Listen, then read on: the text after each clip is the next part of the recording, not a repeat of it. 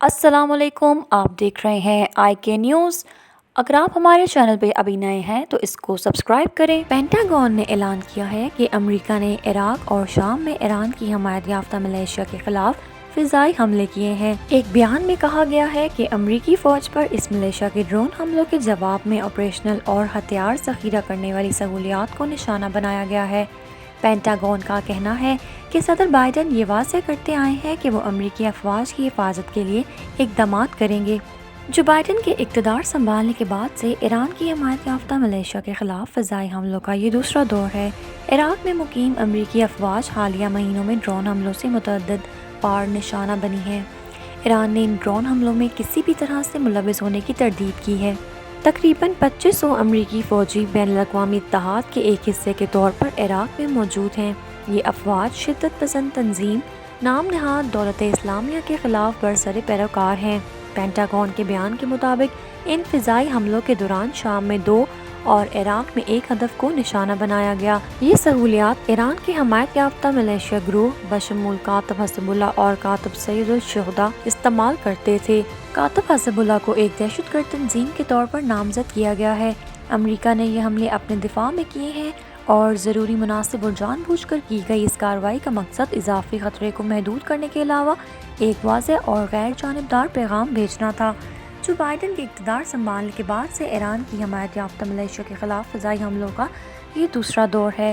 Pentagon نے یہ نہیں بتایا ہے کہ ان حملوں میں کوئی ہلاک ہوا ہے یا زخمی، لیکن خبر رساں ادارے AFP کے مطابق برطانیہ میں مقیم monitoring group Syrian observatory for human rights کا کہنا ہے کہ شام میں امریکی جنگی طیاروں کے حملے میں ملیشیا کے 5 جنگجو ہلاک اور متعدد زخمی ہوئے ہیں۔ شام کے ایک ادارے کی رپورٹ کے مطابق اس حملے میں ایک بچے کی ہلاکت ہوئی ہے جبکہ کم از کم 3 دیگر افراد زخمی ہوئے ہیں۔ سن 2003 میں صدام حسین کی حکومت کا خاتمہ کرنے والی امریکہ کے زیر قیادت حملوں کے بعد سے عراق کے داخلی معاملات پر ایران کے اثر و رسوخ میں مسلسل اضافہ ہوا ہے۔ یہ حملے ایسے وقت میں کیے گئے ہیں جب ایران 2015 کے جوہری معاہدے کی بحالی کے بارے میں امریکہ سمیت عالمی طاقتوں کے ساتھ بات چیت کر رہا تھا۔ اس معاہدے کے تحت جوہری کارروائیاں روکنے کے بدلے میں ایران کے خلاف پابندیاں ختم کر دی گئی تھیں۔ اسرائیل اس معاملے کی ہمیشہ سے مخالفت کرتا رہا ہے۔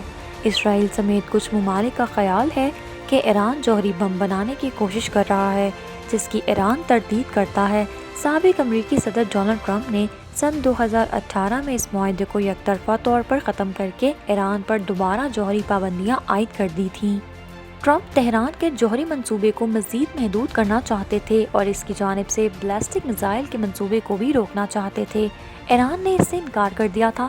جولائی 2019 میں ایران نے یورینیم کی افزودگی کی 3.67% کی حد سے تجاوز کیا تھا اور رواں سال جنوری میں یورینیم کی 20% تک کی افزودگی جاری رکھنے کا اعلان کیا تھا۔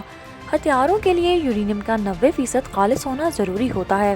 اس انٹرویو کے ایک چھوٹے سے کلپ میں بائیڈن سے پوچھا گیا کہ آیا امریکہ ایران سے مذاکرات کے لیے پہلے معاشی پابندیاں ختم کریں گے؟ انہوں نے کہا نہیں۔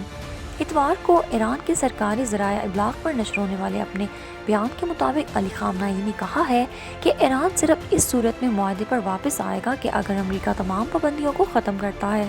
وہ کہتے ہیں کہ ہم اس کا جائزہ لیں گے اور دیکھیں گے کہ آیا نیک نیتی کے ساتھ اس پر عمل ہوتا ہے۔ اس کے ساتھ ہم اپنے عہد پر واپس آ جائیں گے۔ یہ ناقابل واپسی اور آخری فیصلہ ہے اور تمام ایرانی اہلکاروں نے اس پر اتفاق بھی کیا ہے۔ اگر آپ کو ہماری ویڈیو پسند آئی ہے اسے لائک کریں اور ہمارے چینل کو بھی سبسکرائب کریں۔ مزید خبروں اور معلومات سے اپڈیٹ رہنے کے لیے آپ دیکھتے رہیں آئی کے نیوز۔